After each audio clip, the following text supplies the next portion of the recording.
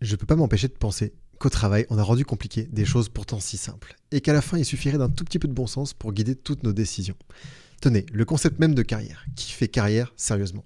Quel être normalement constitué se dit qu'il va aller faire une carrière de comptable chez Carrefour par exemple, une carrière de learning manager dans une scale-up, ou bien n'importe lequel de ces métiers que nous effectuons après une école de commerce, après une fac?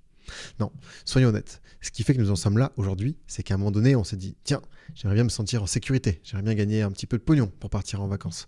J'ai envie de reconnaissance, ou encore le fameux, j'ai envie de me sentir utile.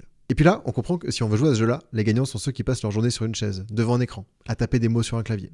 Ceux qu'on tape, à qui on le tape, pourquoi est-ce qu'on le tape, ça c'est variable. Généralement, ça n'a pas une grande importance, mais on finit par se convaincre que ça en a une. Mais ça, les amis, ce ne sont que des représentations. Et ça a l'air triste dit comme ça, mais attention. Au fond de nous, je pense qu'on sait tous qu'on joue à une grande mascarade, et on n'est pas forcément mécontent d'y participer. Pour tout vous dire, j'ai l'impression d'être pétri de contradictions. Et je crois que je ne suis pas le seul, on est tous plein de contradictions. Parce qu'on voudrait tous prendre les décisions à la place du chef, mais on n'est pas prêt à assumer la responsabilité de ces décisions-là. On voudrait tous des journées de télétravail, mais on se plaint quand on arrive au bureau et qu'il n'y a personne et qu'on doit faire des visios. On veut tous de la transparence, mais pas sur ce qui nous concerne. Ça, c'est secret. Et puis on veut bien respecter le code du travail quand il faut noter les heures sup. Par contre, ça nous arrange bien quand les pauses s'étirent, qu'on peut filer en douce pour un rendez-vous perso en pleine après-midi au nom de la sacro-sainte flexibilité. Côté entreprise, c'est pas mieux. On aimerait que tous nos salariés développent des compétences, mais ça nous arrange pas si tous les 6 mois ils veulent changer de poste.